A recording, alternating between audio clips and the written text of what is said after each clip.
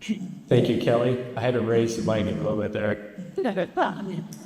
Welcome, everyone. My job tonight is to keep things running smoothly, keep it fair, and maybe keep it a little fun. Our timekeeper tonight, helping us stay on time, is Katie Podgwitt, owner of Chickadee Cafe in Preston, Maine. Katie will hold up a yellow card when you have 20 seconds left, as such, and a red stop sign when your time is up. You'll be able to kind of finish your sentence, but I don't have the power to let you keep going, so we won't be muting you guys. If you miss a stop sign, don't worry, you'll be cut off nicely. The format will be each candidate will have 3 minutes per question. The answer order will rotate each round to keep things fair. There are no rebuttals. If a candidate wants to clarify something, they can do so in their next response or at their closing remarks at the end. At the end, we'll have 2-minute closing statements. Please hold your applause until the end, so that way we can hear everyone. Our candidates tonight are Mayor Katherine Ross, former City Snoqualmie Council member Jim Mayhew, and Marcus Johnson. One quick note, candidate Matt Mullvain was unable to join us tonight. Due to family vacation he planned 2 years ago, we thank him for his interest in serving Snoqualmie, and we hope he'll be part of future conversations. Each candidate will now have 2 minutes to introduce themselves. We'll start with Jim Mayhew, then Mayor Katherine Ross, and finally Marcus Johnson. Go. Up to you, Jeff. Okay. My name is Jim Mayhew. I'm running for mayor to restore transparent, collaborative government. My family and I have lived in Snoqualmie since 2009, and our 2 young sons, or not young anymore, our 2 sons grew up here.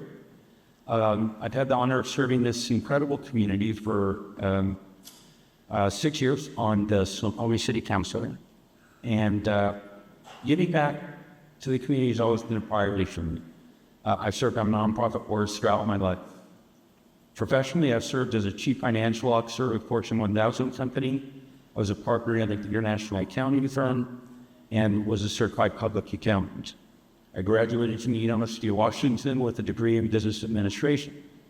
I believe Snoqualmie's future should be shaped by its residents, not by any one person. For the past 4 years, all 8 city department heads have turned over. Some heads are now on their 3rd hire, suggesting different viewpoints are unwelcome. Too much is now testimony, view, and collaboration has declined.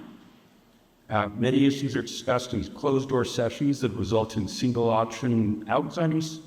North Bend ended its police partnership with us due to core collaboration.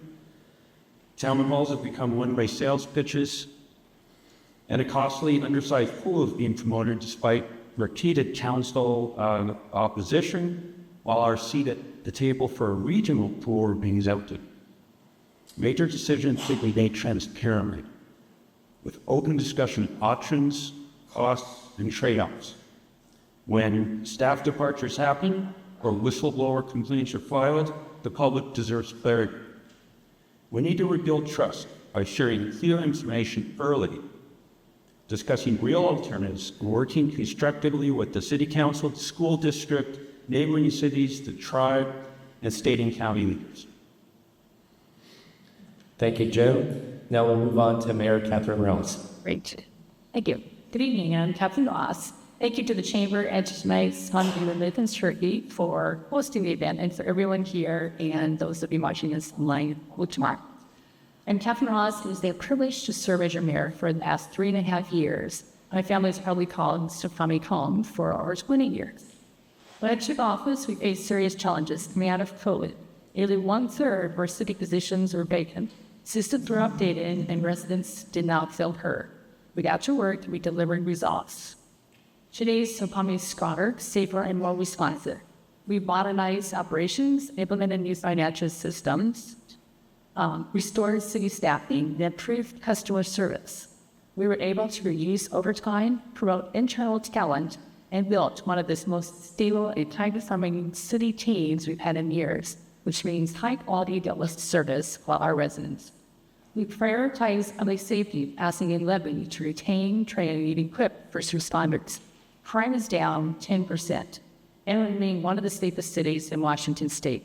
We have invested in our community, repaving the Snoqualmie Parkway with state grants, launching a new splash pad and all-inclusive playground, and we're advancing in river trail and scenic bay restoration projects.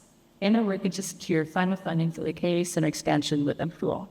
I have led with fiscal discipline, secured millions in outside funding, launched our first ever strategic plan, negotiated major reduction with King County for our housing growth target, all while advancing affordable housing solutions. Transparency is a core, so we have strengthened our use of press releases, social media, and community forums to better engage residents and businesses. I wanted the re-election because there is more to do. And I'm almost the most experienced candidate here when I get things done. So I think you will vote for me. I look forward to tonight's forum. Thank you, Mayor Katherine Ross. Now moving on to Marcus Johnson. Hello, everyone. Dr. Marcus Johnson. I live not too far from here, off of Maple. And really, I had not a career politician, but I do work out of the city manager's office. And they'll do it. And really, one of the reasons I'm here running is because people ask me to. And I live in the community. I know what some of the issues are in your community. And I think you need a leadership team that really thinks about accountability, that thinks about collaboration, and also respect for both the Ridge and downtown Snoqualmie. Over the years, I've worked across different city governments and, curated a lot of different relationships. I work with nonprofits all throughout the state of Washington, coalitions, I bring people to the table. I get input and things from the community because I know that this work cannot happen unless you get the community involved. No one person can do it. I love this town. I build relationships with police where I work. I'm also a liaison there. The campaign really isn't about me. It's about the people of Snoqualmie. It's about restoring trust. It's about making sure that the people get what they deserve and that they don't have to ask where did the money go. They know where the money's going. They can see it, they can feel it, and they know it. Growth doesn't come just by the cost of the environment or building. It comes at the cost of, it comes with building real relationship with our neighbor. That's how we get through the tough times together. That's how we make change and make things happen. I work with the Snoqualmie tribe. I've been working with them for 3 years as a tribal liaison. So I understand too from different perspectives what the challenges are. And, I got a lot of work to do, and I'm happy to be here as one of the candidates to help them all do it. Thank you. Okay, we're going to move on to question 1. It's about budget and fiscal health. The order we'll have, it's randomly selected, and it will continue to be that way throughout the process. Katherine Ross will be first for this question, followed by Marcus Johnson, followed up by Janae. All right, let's dive into one of the biggest challenges facing our city right now, the budget. Snoqualmie, like so many cities, is facing a large fiscal challenge. And according to the city of Snoqualmie, the reality is our city staff is already working at about 40% capacity compared to what's really needed to run a city this size. My question is, on your first day as mayor, what's your plan to start addressing this head on? And over the next 4 years, what specific steps will you take to fix the shortfall, stabilize the city's finances while making sure essential services don't suffer? Katherine.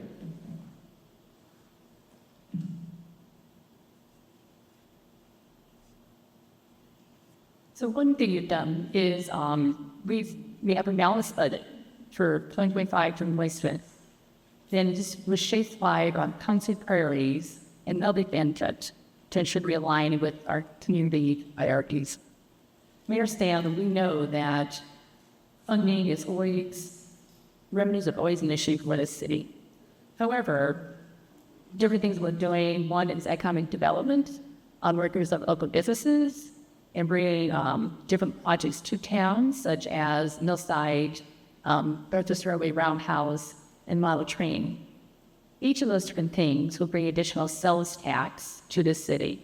right now we rely a lot on property tax. And so if you increase the amount of sales tax, then that helps fund our city services and also funds the employees. And, we all work hard for city staff. I work 50 to 60 hours a week, a week. And then same way with our employees. And so there's different things that we can do like bringing additional revenue. The other things we're doing is looking internally to modernize systems. We negotiated contracts that we were able to add a couple additional firefighters, and these contracts also helped with, changing the schedules a little bit. So we're actually have a reduction in our last year. We reduced our time by over 30%. The other thing we're also looking at is example number 4 is we get business and application tax from businesses. We've never audited that. So we're going to audit the business application and make sure everyone that has businesses have a business license. So we'll be looking at that as well, making sure that it's fair across the board for businesses that are paying for their business license and taxes, that everyone is doing that as well. Those additional things that we are looking at, as well as a fee study to ensure that the fees that we use for perks and utilities, all the different fees are come here to us. So thank you. Thank you. Next up, Marcus Johnson. Thank you. One of the reasons I'm here running is, I go to the local businesses all the time. And one day I went into the Snoqualmie Brewery. It was a beautiful Thursday. It was sunny. I walked into Snoqualmie Brewery. It was completely empty. Blew my mind out of that. A place like that on a beautiful day could be empty. I just don't think public hearings are enough. I think residents need accessible information. They need to know what's going on with their tax dollars. We can't continue to live off of taxes. We need to think about ways of building some relationships with our partners and our neighbors so we can share resources and come together collectively to work on issues and challenges together. The Snoqualmie Falls has about 2.1 million people that come through there each year. And they don't come to downtown and support the small businesses. They go to Falls City. They pass us. They go to North Bend. North Bend is doing a lot of wonderful things. They're that we could be partnering out and do it together. And so we need real solutions and more than just public hearings. And we need to be able to direct some of that traffic from the Falls downtown where people can see the wonderful historic downtown Snoqualmie. We've seen it work, things like dashboards, where community members can see in real time where their money is being spent. Host quarterly sessions. You can't just not work and connect with the community and expect them to know what's going on. You need to communicate and have updates and involve them in some of the decision-making processes. We need to require plain language that is accessible to people, resources that are accessible to young individuals and some of our aging population, as you might say. My experience, I've done this. I'm showing crews to develop budget equity toolkits that are already saving the city of Bellevue tens of thousands of dollars. Thank you. Thank you, Marcus. Moving on to Jim Mayhew. Yeah. So, balancing a budget, when you think, turns out that the city has at least 3 budgets. Let's call it 3 budgets. There's our utility budget. It's a whole separate thing. It self-funds. Our fees are set to fund our utilities. Then there's our operating budget. Then there's our capital budget. That's what pays for all the things like the splash pad that we discussed. So here's the problem with our operating budget. 70% of the costs, roughly, are personnel costs. Those costs are going up. You all get raises every year. Those costs are going up 3% more. Our property taxes are our largest source of revenue in Snoqualmie. It's capped at 1%. Every city in the state that doesn't have significant portion of revenue from sales tax has this problem. You just look down in the future and it's sort of the lines cross, right? In fact, I think the cross of death. So the constant challenge we have in Washington is how do I solve that? Unfortunately, we've been on a path in the cities in Washington now for decades. Growth is the only way you can get, because when you get more properties, that adds to your sales tax or your property tax rolls. Okay, so this is a fundamental problem that we face. We are going to have owners. Okay, by the way, property tax doesn't self-correct. What do I mean? Sales tax self-corrects. Inflation happens, sales tax goes up, right? Because prices go up. Property tax, it doesn't index. It doesn't go up by itself like it does in most states. So we constantly have to face this question of raising taxes. Capital projects are a whole nother challenge. We only have 4,400 homes in Snoqualmie. We can't afford big projects on our own. The splash pad is fantastic. It's over $400 per home, or about $400 per home to build that. So we need more regional funding, more collaboration. Thank you, Jim. Thank you, Jim. Moving on to question 2, community and regional partnerships. The order will be Marcus Johnson will start, followed by Jim Mayhew, and then Katherine Rouse. Our next question gets to the heart of community, trust, and regional partnerships. The recent decision about our police contract has caused a pretty big divide, not just in Snoqualmie, but with our neighboring communities.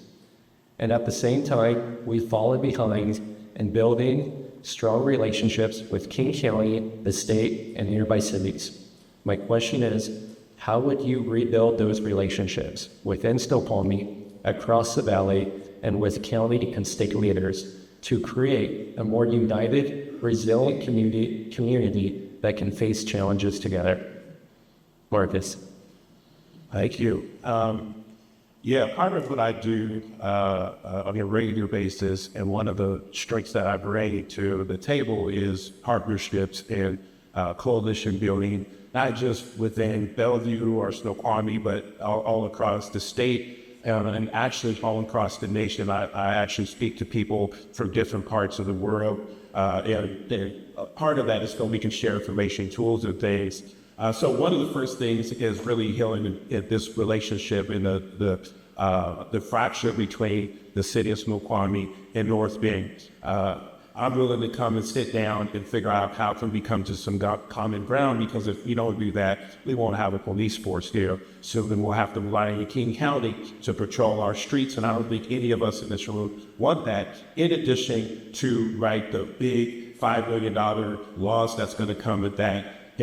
So one of the things I have to do is sit down with, I think we have a forum here today with the North Bend mayor and everyone, and then also do the same process and see where do we have some alignment, where can we come together, how can we start sharing resources and information, and then, things like launching a civilian oversight board with hiring to input policy review that we collectively work with to get ideas from, implementing comprehensive workplace cultures, because some of the factors in the relationship aren't just between us and other cities, it's also the range versus downtown, as you hear, right? North Bend versus Snoqualmie. And I think we need something new. I think it's time for a change where you have someone that's willing to show up. You're never going to build relationships if you don't show up. So I'll just say that again, we've seen this work in places like Edmonds, where they've done some of the things I just said that help them build relationships, because Edmonds is also in a similar predicament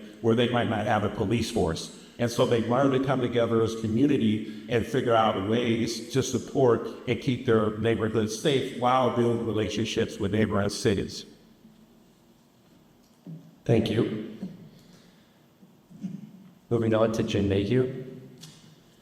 Yeah, so I don't accept the narrative that we can't get along on North Bend, that we can't get along downtown on the Ridge. You know what? Growing up with my brother, that guy never did his share of the dishes. He never did. It was always me doing it too often. And I got mad about it. And you know what? When we went out to play 2-on-2 with the neighbor kids, we were a team. So the fact is, we can have differences and we can still work together. That's what I think we need to go towards. As far as the budget and balancing the budget, talking about the operating budget here, the fact is we have to have open discussions well in advance with the community. We have to set their expectations. One of the things that surprised me, even though there's been some communication, there hadn't been enough about the recent waste management fee increases. I've also seen a lot of pushback even on the utility rate increases. Now, these were advertised, but not very widely. So people are surprised by these things when they see it in their bills. We need to do a lot better job of reaching out to the community and letting them know what's coming well before it happens. And then let's translate that to future budgets and balancing the budget, which was the question. We need to have honest conversations about what service levels do we want, what's that going to cost, are we willing to talk about raising property taxes or not? So, and I will say, we can talk about raising B&O taxes or taxes on business. This is a small dollar amount in the city budget.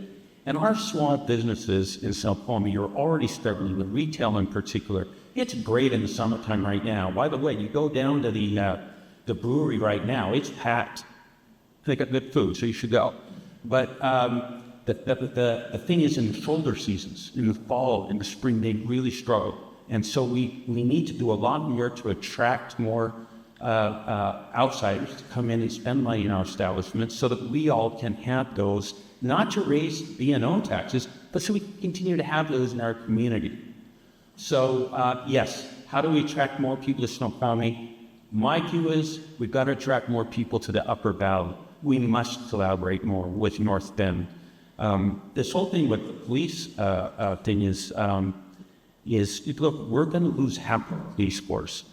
So about half is paid for by North Bend, and it is assigned there. Half is in Snoqualmie. But then there's another equal to one of those halves, roughly, of supervising folks, support folks, the chief.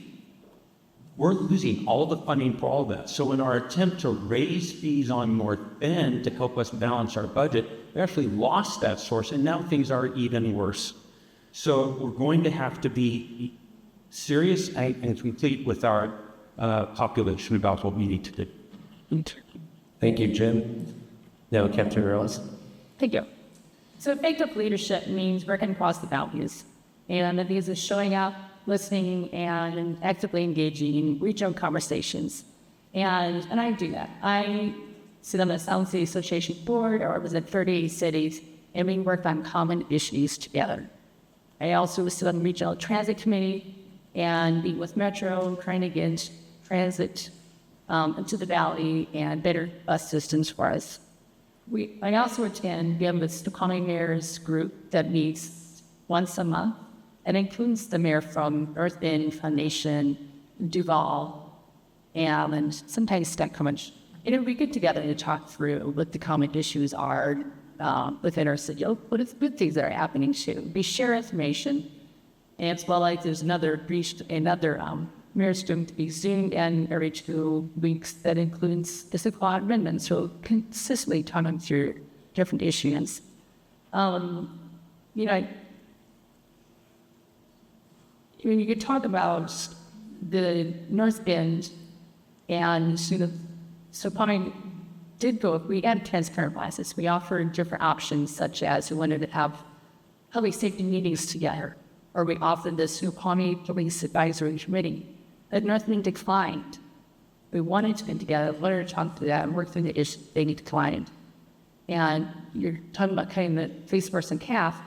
The proposal from North Bend was that Snoqualmie would subsidize the service over $1 million a year. We cannot afford that. We're not going to do that for our residents. And continue to talk about, taxes. I'm not talking about raising taxes. I'm talking about auditing, making sure people are supposed to be paying their businesses, supposed to be paying it, that they should be paying, that they are paying it, not increasing taxes.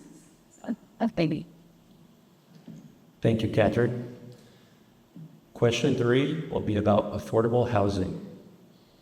The order will Our local business owners are really feeling the pain. They simply can't find enough workforce living nearby because housing prices are out of reach for the people who work in our restaurants, shops, and services.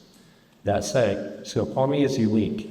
We don't have the social services or public transportation infrastructure to support housing below 60% of the area median income. My question is, What's your plan to meet the affordable housing targets set by King County and the state of Washington? And how will you make sure that plan actually works for Snoqualmie's needs, supporting our workforce and maintaining our community's character? I'll pass that over to Jim Mayhew. Right. All right, so try not to be too wonky on it. The intro, 60% of area median income is what he meant, AMI. So the issue when you talk about affordable housing is very different depending where you're talking about it. If you're down in Seattle, they have a huge problem with what the level is called 30% AMI and below. So these are folks that are struggling to pay for just about anything. So in Snoqualmie, our issue is our housing prices, whether it's buying or whether it's rent, are so high that folks who are in starting out jobs, so starting out as a teacher or a fireman or a policeman, people that we rely on in our community, they can't afford to live here. And so when we talk about workforce housing, we're trying to say, no, I'm not talking about the 30% AMI, I'm talking about affordable for entry-level positions. So we desperately need that. Most of our city employees cannot afford to live in Snoqualmie. They drive in from far away. We've got police officers that drive over from Fleet Ellen. By the way, what happens to our policing when pass closes? You can guess, that's what happens. So what we've tried to do is focus on workforce housing, 60% AMI or above.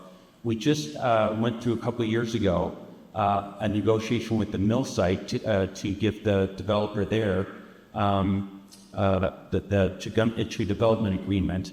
They wanted to, because they're required by law, they wanted to give us 15% of the units, way up at 80% of AMI. We negotiated, and I let the mayor brought forward that proposal at that level. But they asked for some variance as well. It was height, they wanted some different things. So we negotiated with them as a city council. I led that effort, and we ended up with 15% units, but 22% of units. That's 60, well, it's a mix of 60% and 80% AMI. This is the kind of thing we need to do. By the way, we gave them a property tax waiver for, I think it's 10 years. So there's trade-offs that we have to do. Look, we're not a big enough city to build housing for workforce level housing. We're going to have to leverage the money we have, taxing authority. We do have some city land, although it's not really buildable, but can be traded. We have to find inventive ways to try and bring in that kind of workforce housing. We did a great job on Snoqualmie City Council. We just need to do a lot more of that in the future. So I do want to just say, being an accountant, I will say there's all kind of ways to measure cost. And one person's $1 million subsidy is another person's $1 million in the bank. So I'll just say it's not as simple as what was presented. And I think bottom line is we're going to end up paying a lot more for our own police services because we don't get those contributions. Thank you, Jim. Moving on to Katherine Willis. So balancing a smart growth and housing solution is one of my kids. So first of all, we were given a growth target by King County. We were told we need to build 1,500 homes. We did the land, and this is during the comprehensive plan. We did a land capacity, we did a housing, overall housing capacity report, and we determined because of we're in the floodplain, we have these ridges governed by CCNRs.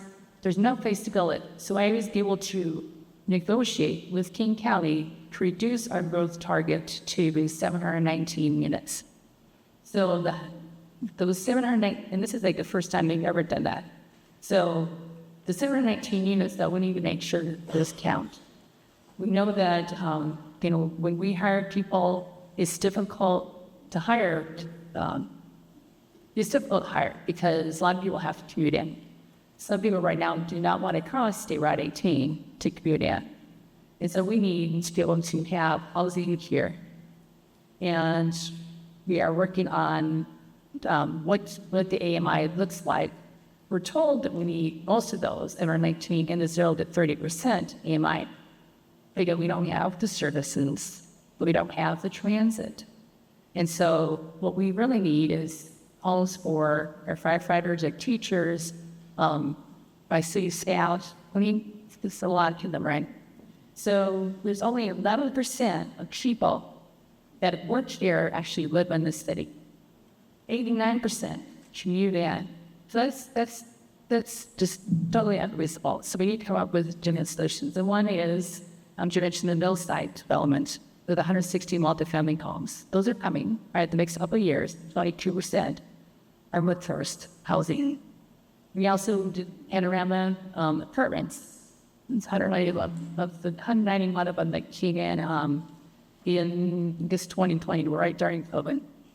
But we're also, looking at other options, such as the city-owned land. We've talked to developers.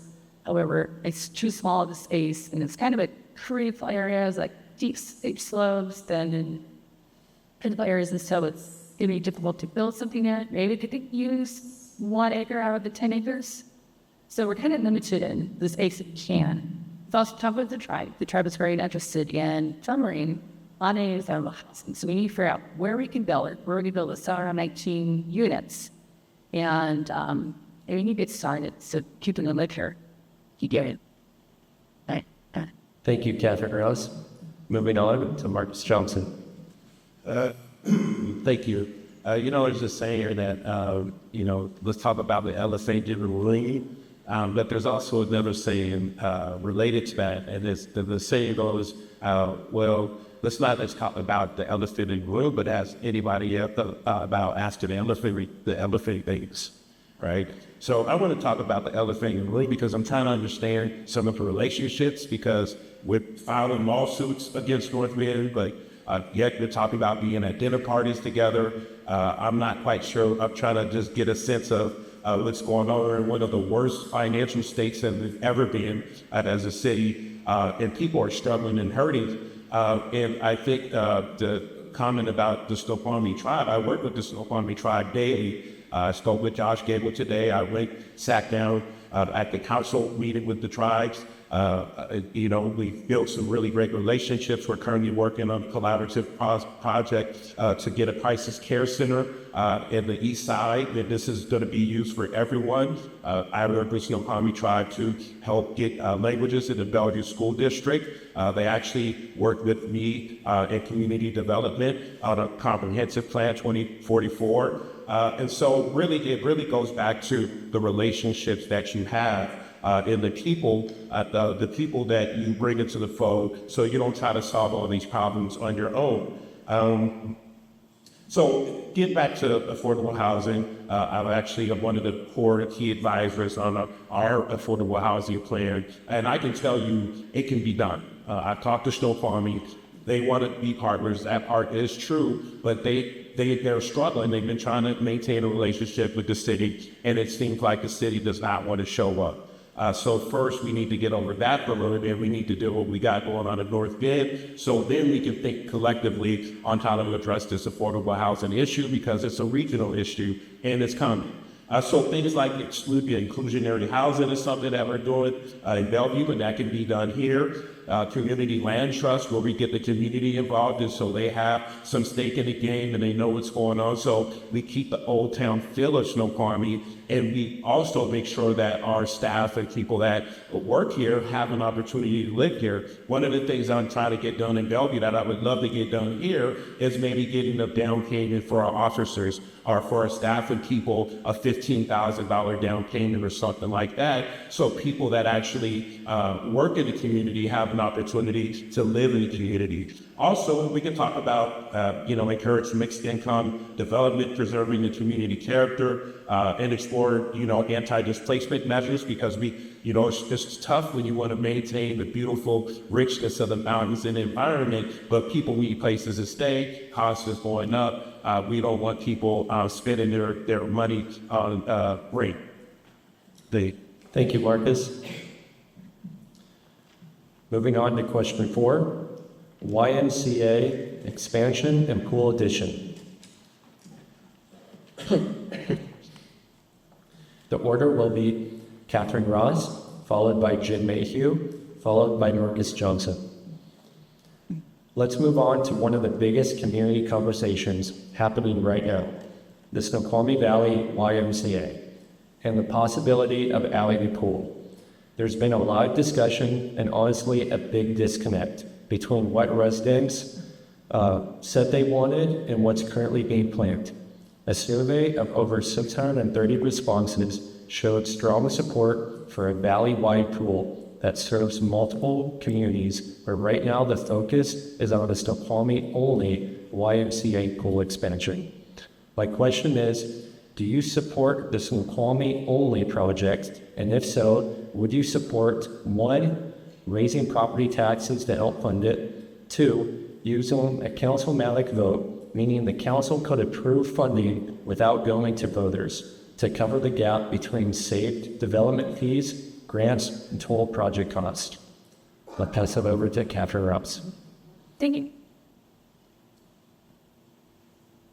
So the community center expansion and Pilates facility that we've been planning in Snoqualmie, is important because we project our our health, safety, and well-being for residents. We need a pool where our kids can swim. The project is fully designed and is shovel-ready. It contains a 6-lane competition-sized pool that can be used for high school swim teams, and a separate recreation and therapy pool. We've been setting aside one-time, non-recurring tax revenues for several years, and we've been actively pursuing regional funding opportunities without raising taxes. Our goal is not to raise taxes and not to do a constant vote. It is about getting grants and any other different types of funding. The long-term maintenance and operations would be handled through an agreement with the YMCA. They right now have a 40-year agreement with them. It would probably be a similar length of agreement, but they'd handle all ongoing maintenance and operations. So that does not come out of our general fund in the future. People can swim there. You can have membership. You can have day pass, or if you're a resident in Snoqualmie, you can swim free once a week. Public safety is a priority. There was 190 drownings in King County since 2018, and we've had 55 swiftwater rescues in the Upper Valley during that time as well. This pool will give our kids the skills that they need to swim. But we can also consider this regional pool here Central and Upper Valley.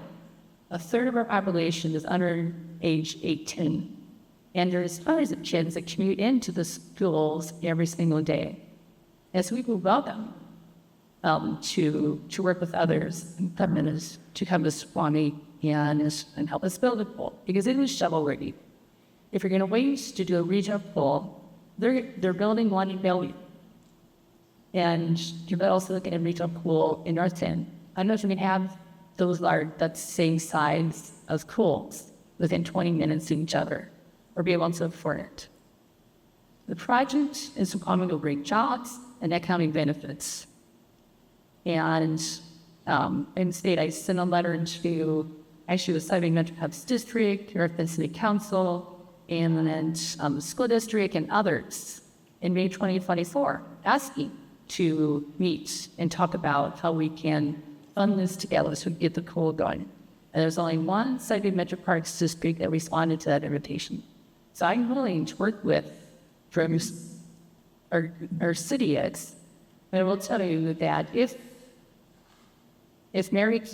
Jim is mayor, he's not going to support the pool when Mayor Thompson give us some. Thank you, Katherine. Moving on, we'll move on to Jim Mayhew. I support a pool, so let's just start with that. Doing something like this takes time. I mentioned the splash pad and how much that costs. Right next to the splash pad, which costs $1.6 million, is something it's the skate park, which was put up. It's about a little over $500,000 in today's money. City of Snoqualmie spent, now I'm making this up, $10,800 of city money to build that. Why? Because it was done over many years. It's not built over many years. The funding was found over several years. We got input from the county council member, found $175,000 for it, another $175,000 from state legislature, other sources. You have to work at these over time. When we think about this community pool, here's the problem. That's the pool, a pool that really meets the needs is probably about $40 million. There's estimates out there that say less. I think the pool we really need is about $40 million. There's a lot of problems with the current design that's proposed. Snoqualmie has put aside money for many years. We've got maybe 15, some inclining closer to 20 million. Even if it's 20 million, that's half the cost. We have not lined up, and we won't be able to line up acting on our own. We will not get county money. We will not get state money. We won't get tribal money. We won't get school district money, and we won't get any money from the rest of the Upper Valley. The numbers force us to be at the table. What I don't understand is we can move forward with talking about a pool in Snoqualmie. Why aren't we talking about where it should be? Why aren't we flexible? Why aren't we talking? There's a group called Valley Pool Together. They meet every month. There's a seat that has a name tag, just like this one that says Snoqualmie. That seat's empty every month. We don't even turn up. So we have to work together. We have to collaborate. I don't know what the answer is. I don't know where we can come together as an Upper Valley community. But if we do, we'll get a lot of outside funding. There's an aquatics levy. Okay, that takes years to get in front of. So let's do the work. Let's get the funding. Let's come together to find a way.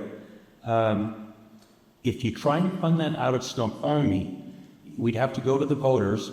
You could do some, well, we just hope we don't do a council map, so that's great. You have to go to the voters. We'd be asking them to fund $4,500 per home in construction costs to cover that other $20 million.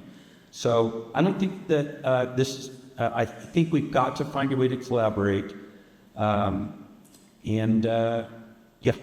that. By the way, it's not a YMCA pool. That community center is owned by the city. It's operated by the YMCA, as the mayor said, under a long-term contract. So it's our center. Thank you, Jim. Moving on, Marcus Johnson. Thank you. I'm still getting up to speed on the pool thing, so I'm trying to figure out. But I've been talking to many community members, over the past month or so to get a sense from the community what they feel and what they see as a challenge with this pool. The community center pool has been promised for decades. From what I understand, with the $5 million funding gap remaining. And I think really you got to take a look at the books and take a look at, can you really afford this right now, where we just got to talking about affordable housing, who's going to swim in the pool if people can't afford to live here. So I think that, in addition to, can we afford a pool if we don't have a police force, if we're losing $5 million in revenue, if our small businesses aren't thriving, and they can barely keep the doors open. My favorite little antique shop had to close down their doors. And keep in mind, people are still recovering from COVID. I think we need to rethink the community pool. And from what I understand and what I heard is widely unpopular or very controversial right now. But I just think that some of the things that can be done to think about the completion is, funding with confirmed sources before groundbreaking, making sure that the money is there so we're not continuously in debt or running a deficit. Ensure that the partnerships and grants are secure, not just projected. So sometimes, again, this goes back to developing relationships. And if it's going to be a pool or something used by the wider community, well, let's come together as a community and figure out, is there going to be too many people? Is there enough space? Do we need to rethink this? Did they provide realistic timelines based on the actual funding, not aspirational targets? Federal Way built a similar pool where they had shared aquatic centers through confirmed parks, schools, partnerships with funding secured up front. So they didn't just take a gamble with people's money, with the taxpayer dollars. They went and did the additional work that needs to get done to build the relationships and say, hey, let's all chip in, let's work together collectively. We can't rely on just taxing folks out of the world because we can't figure out how to get the money right. So I think, again, this has been an issue in many cities, and I've been part of teams that have had to have these difficult conversations, whether affordable housing or aquatic center, same things happening in Whidbey Island. But the way that you solve these problems is by coming together as community, hearing from the different individuals in the community what they think about this process. And we got a lot of brilliant, smart people in the community that have wide ranges of experience that can really sit down at the table and help us figure stuff out. Again, I can't stress it enough, we cannot do it. No one person can do it. We do it together. Thank you, Marcus. Excuse me. Question 5, economic development. Our order will be Marcus Johnson, followed by Katherine Ross, followed by Jim Mayhew. Downtown and Snoqualmie Ridge have some empty buildings, and we've heard from local businesses that they're feeling the pinch. My question is, what's your plan to attract new businesses, support the ones already here, and make Snoqualmie a place where entrepreneurs want to set up shop and grow? I'll pass that over to Marcus. All right. Thank you. I think, one of the key things here, so together, again, it goes back to bringing people to the table. I mentioned earlier that 2.1 million people come to the Snoqualmie Falls, and then they end up either going to Falls City because they think it's Snoqualmie, or they, pass through Snoqualmie, go to North Bend, or they just go back to Seattle oftentimes. And so I think there's some simple things that we can do that should have been done a long time ago. What the mayor and Jim have mentioned, they've been here quite some time, and I'm just wondering why these things didn't get done, like signage, making sure that there's signs for when people come to Snoqualmie, it points them in the right direction and lets them know that downtown exists. Go up to the ridge, right? Go take a look around. There's a lot of beautiful things here to see, and I think that could really help.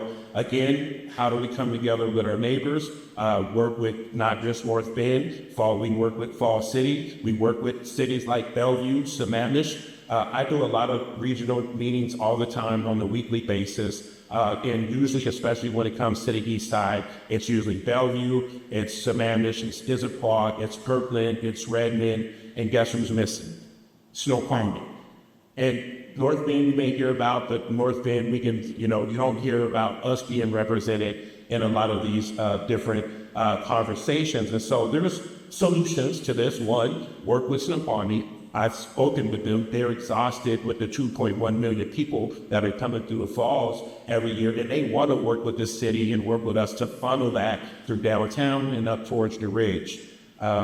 Economic development projects are advancing to some state, but we can do things like guaranteed 30-day business permitting turnarounds. It's making that process accessible so people don't have to go through miles and miles of paperwork to get something done. We can host monthly merchant roundtables with staff, do different things, communicate the wonderful services that we have here. We can create dedicated business liaisons that go and check in with the businesses and think about retention grant programs for struggling businesses, right? Again, partnerships are very crucial, and sometimes we can build those partnerships here locally, but we may have to go to different cities, or we may have to even work with other folks outside of that. One example was some of the things I mentioned, Yakima's Downtown Association Partnership increased foot traffic by 45% through targeted business support. And it's not that hard to do. It's really not. I do it all the time. Go check in with people. In fact, I go downtown, I talk to the businesses, I see how they're doing. That's really one of the reasons why I'm here. When I walked into the Army Brewery and I talked to people and they felt like they weren't getting the support they needed. So I'll just say, I've advised on this. I work with not only economic development, but I also work with Visit Bellevue, so forth. So more to come. Thank you. Thank you, Marcus. Moving along, Katherine Ross. So I made it a priority to grow Snoqualmie's economy by supporting our local businesses, attracting investment, and promoting tourism. We need healthy businesses. And so we have regular business engagement. We've done roundtables through Economic Development Commission. I go to the different merchants meetings. We have them in their town and also on the ridge. And then I just meet with different businesses to figure out what are the the needs. What are the things they need? Sometimes we find out social housing, transit, a lot of different things that we are working on. One thing we just did is we strengthened our retail zoning by increasing the required retail space in both historic downtown and also on the ridge. It was at 75%, and now it's 90%. So there's going to be more retail in the areas where there should be retail and less services there, such as your dental office down maybe upstairs instead of having prime location in a historic downtown or in Snoqualmie Ridge. We want a shopping district so people will come and they will shop there. We've also advanced projects like the Northwest Railway Brand House, and also the Level Train Museum that's coming, and Millsite. These will draw in visitors. They will spend their money.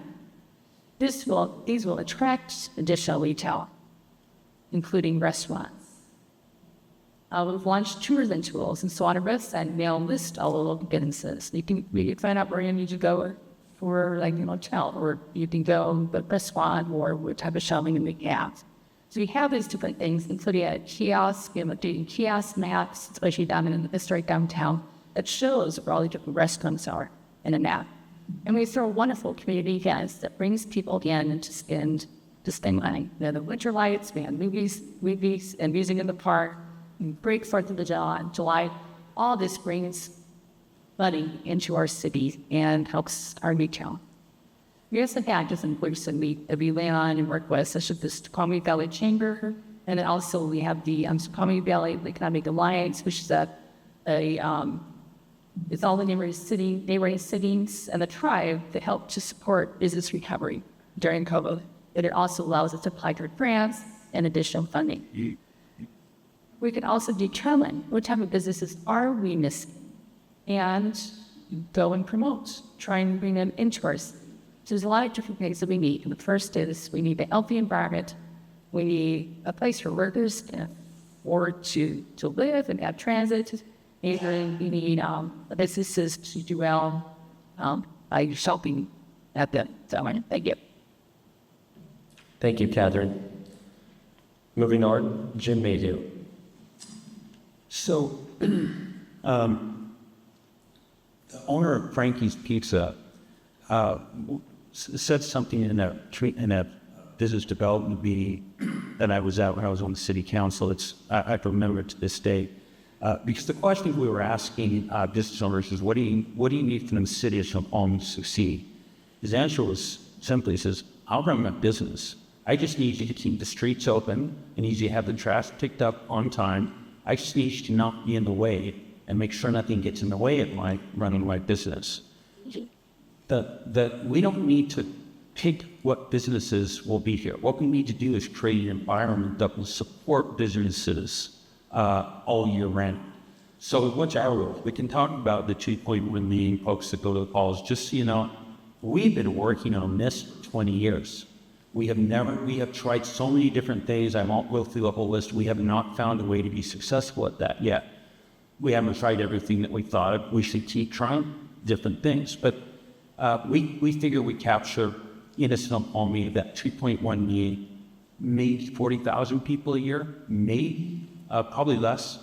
We get 185,000 every year from the Railway Museum. That's the biggest draw for outside folks into Snoqualmie. Here's the thing, if we can get them to stay 2 hours, they double their spending. By the way, if we can get them to stay overnight, 4 hours spending. Okay, let's get the 2x. Here's what we need is, I mentioned this earlier, shoulder season traffic into the city.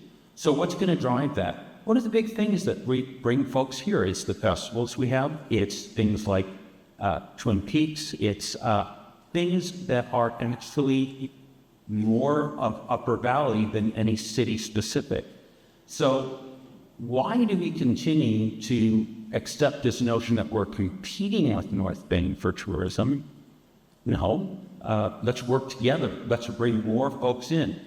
Meadowbrook Museum all over, not just the state, all over the world. Folks come here and they spend money in our town. What if we found ways to help them run trains more of the year than they currently do? Let's get folks in. So Tourism website that the city put up. You know what? The chamber already has one. It's been there for years. How about we work together, not keep trying to do things on our own? Up on the ridge, we keep bringing waivers to what are required in the deeds to be retail spaces. We keep letting them be retail spaces. Why do they want that? Higher rents. So we're allowing rents to go up and drawing out our retail. We have to have policies that really draw people in and help our retail businesses succeed. Thank you, Jim. Moving on to our last question, question number 6, and then we'll have our closing statements afterwards. Public safety. The order will be Jim Mayhew, followed by Marcus Johnson, followed by Katherine Ross. Finally, let's talk about public safety. We've heard concerns about police staffing and the resources needed to keep our community safe. If funding a Snoqualmie-only police force is too cost prohibitive, would contracting services from King County Sheriff be an option? My follow-up question is, how would you evaluate public safety staffing, funding, and priorities if you're elected mayor, and what does a safe Snoqualmie look like under your leadership? Jim Mayhew. So our priorities are our Canadian priorities. I don't have the answer. I think the job of the mayor, of the city council, of the city government is to identify the major issues we're facing and then come to the community with information about that. Here's what we're facing. Here are the choices we have. Here's what the costs of those are. What community do you want? So we've long prided ourselves in Snoqualmie with policy of no call too small. I question whether we're going to be able to keep doing that with the loss of the North Bend police contract.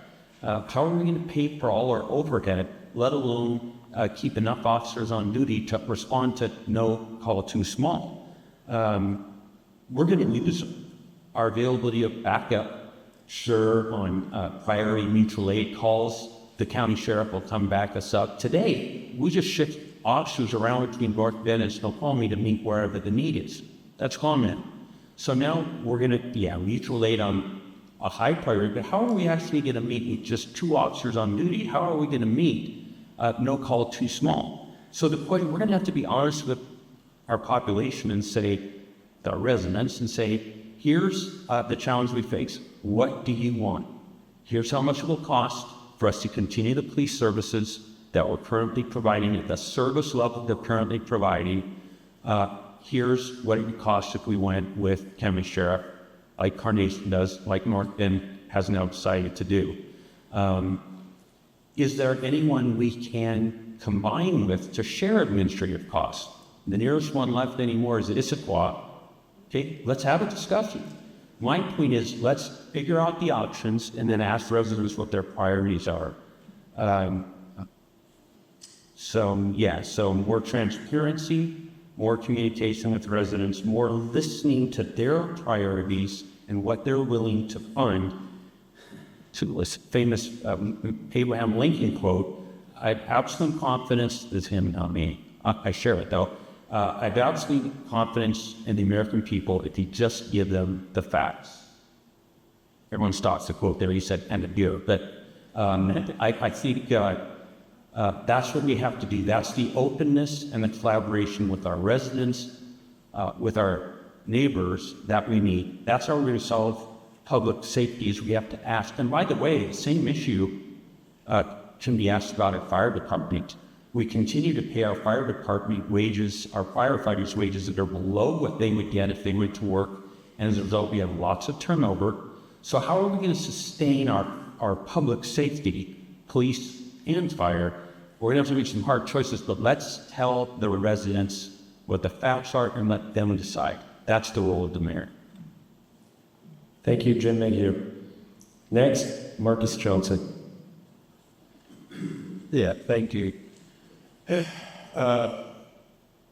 been 20 years, however many years you mentioned, and why doesn't this stuff get done? I mean, I have the honor of working, I'm the liaison to the Bellevue Police Department. When I first took over in that role. I didn't know what I was getting myself into, but I was up for the challenge. There was some friction between the city manager's office and the Bellevue Police Department. Part of it was over the contracts. They wanted to feel appreciated. Their contracts weren't being signed or renewed. But there was also some memos and things that went out that upset them, so they didn't really want to communicate. I went into every shift briefing. I didn't care if it was 4 o'clock in the morning. I sat down with the officers. I introduced myself. And I said, one day we're going to be working together. And, when they came in the arms across, they were just like, yeah, whatever.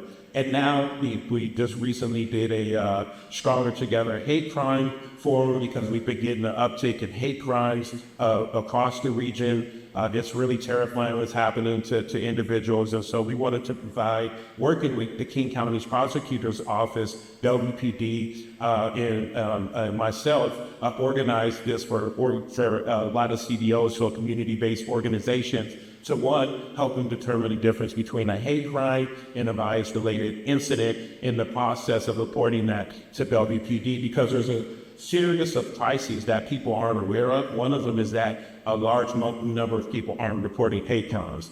I think the other thing, right, when we talk about public safety, I'm also the liaison to the fire department. So these were things that I do as well. And one of the biggest challenges is recruitment and retention. And because, again, as we mentioned earlier, not being able to afford a home where you live at, you have to travel an hour and a half after work, 2 hours. But if you live closer in a city where they're going to give you a vehicle, it's only a 10-minute drive, right? Because you live there, you're going to leave, right? And then when that people get fired right and left and changes in leadership and there's no explanation and people don't know why a very respected, highly respected chief of police got fired for really no reason. There's still not an explanation besides just didn't get along or the personalities didn't match. How can we ever build an infrastructure where we can't even take care of our staff and our people, our first responders that are putting their lives on the line? When we talk about public safety, I think, we need to take a really hard look because we are on the verge of not having a police force pretty soon. And we need to get this relationship with North Bend straightened out. I keep hearing how great the relationship is, but yet we just filed a lawsuit against North Bend. It makes no sense to me. How are we going to ever have this strong relationship if we're doing things like this? And if it's been 20 years, then we got to ask, okay, let's see what the actual issues are, because all these efforts aren't addressing the issue. Thank you. Thank you, Marcus. Next, Katherine Ross. Thank you. So I take my duty very seriously to protect Snoqualmie residents and our businesses. But first of all, we are not on the verge of no police force. I would just clarify that. Our police force will be reduced, but we will right-size it to what it was before we had conduct with North Bend, before we had down police force, and we will again, and we do. And we still have mutual aid, but we don't need to actually use it. But actually need to provide more mutual aid for King County Sheriff than they do for us. Our police officers are committed to continuing what's a bill called Too Small Modern and keeping Snoqualmie one of the safest cities in Washington State. So, we're still working through the 5 points, but this is our commitment that we are here to protect our residents and their businesses and keep them safe, and we will remain one of the safest cities in Washington State. Thank you. Thank you, Katherine Ross. We'll now have our closing statements. The order will be Marcus Johnson, followed by Jim Mayhew, and finish with Katherine Ross. Each candidate will have 2 minutes to share their closing remarks. We'll start Marcus Johnson. So I want to say this, thank you everyone for showing up. I mean, it was hot outside. You could have been anywhere else in the world, but what it shows me is that you're invested and you care about this community. And I can tell that you have some great concerns. Things aren't roses and peaches and cream as what's being presented. Again, one of the reasons I'm doing that here is because I care about this community. I live here, not too far from here. And the other reason is that what I've been seeing and witnessing, I just can't go and do all these extraordinary things in the city of Bellevue and making all these great leaps and bounds, and then I come home to Snoqualmie and it's a mess. People are concerned and worried, and we can't continue to just ignore and tell people things are okay and look them in their face when we know that's not true. People are not feeling the environment right now and what's happening. People are struggling. There's been a 40% increase in needs for food. I'm organizing a food drive right now with about 20, 40 different organizations in Bellevue, because the need for food and things like this are essential and they're crucial. I don't just talk about this, I'm no politician, but one thing I can tell you, and you'll begin to learn, when I put my mind to something, I get it done. It's not going to take 20 years. We're clear on where we're at. I make sure things are accessible so people don't have questions about where the money's going, who's making the decisions, why does so-and-so get fired. No, I don't work like that. Again, because I know that you can't do it alone. You need community and you need the people in order to be successful. And currently, the relationships and things aren't happening. So I think it's time for a change, y'all. I really do. And the change needs to come, and I'm a person that's going to bring that change. Thank you very much. Thank you, Marcus Johnson. Next, Jim Mayhew. So talking about regional collaboration, everyone take note. There are 3 North Bend council members sitting in this room right now, and the mayor, and a school board member. They're very interested in what's going on with Snoqualmie. They're very interested in working together with us. This notion that, they don't want to work with us, they're in the room right now saying otherwise.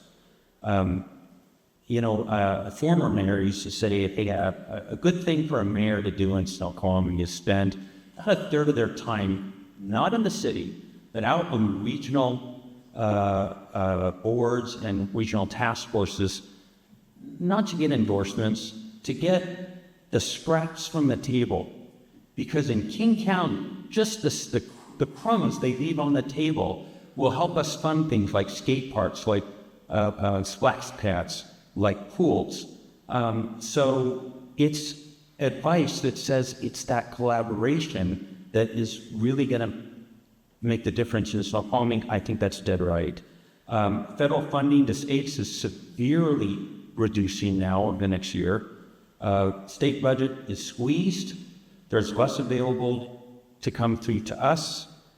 We're going to have to go to those funding sources with collaborative approaches if we think we're going to get any money. We've got to stop trying to do things ourselves. Let's not do our own website. Let's not do our own everything. Let's not do our own police force. Let's try to collaborate and do it together better. And by the way, just because you're in office when something happens, it's easy to tell yourself, hey, I did that.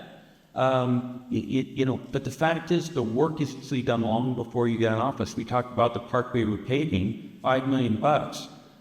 That came from a state grant. It took us 3 years of working with our state. It didn't come from a grant, it came from an appropriation. It took us 3 years of working with our state legislators behind the scenes to get that. So it's about relationships. I have those strong relationships with our county representatives, our state representatives, with North Bend representatives. I want to use that to rebuild our collaboration, rebuild our transparency. Thank you, Jim Mayhew. Last but not least, Katherine. Thank you. Thank you again for hosting the forum and to everyone joining us. It's been an honor to serve as your mayor, and I appreciate the chance to share my vision of Snoqualmie's future. What it offers real leadership, proven results, and a strong track record of doing the work. As mayor, I've stayed focused on what matters, protecting what makes Snoqualmie special while preparing our communities in the future. That includes keeping neighborhoods safe and strengthening emergency preparedness, investing in infrastructure, maintaining roads, upgrading utilities, and improving parks, trails, and sidewalks, expanding the community center with a pool, creating a wellness hub for all ages, and ensuring every child can learn to swim. Advancing affordable housing so our teachers, first responders, seniors, and families can live where they work. growing our local economy by supporting small businesses and tourism, generating sales tax revenue that helps fund the services and reduce reliance on property taxes. I believe in fiscal responsibility, transparency, and meaningful community engagement, because when residents are heard, government works better. I've shown up in the build strong partnerships to get things done. I'm not running for a higher office. I am running to keep serving this community and building on the progress we've built together. I'm the only candidate with executive experience running city operations. If you value steady leadership progress, I'd be honored to earn his vote. Thank you. Thank you, Katherine Rose. Thank you to all of our candidates for your time, your leadership, and your thoughtful answers tonight. Can I please get a round of applause?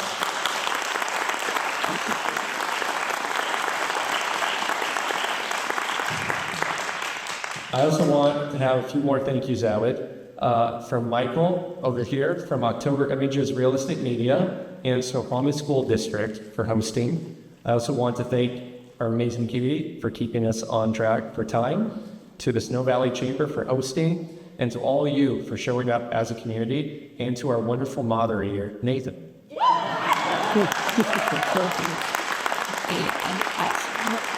I will not skip there. I'm sorry, I'm sorry.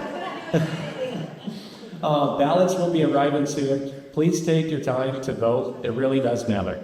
I want to wish you guys all a great evening, and please stop by a local restaurant or coffee shop on your way down. Thank you all so much. You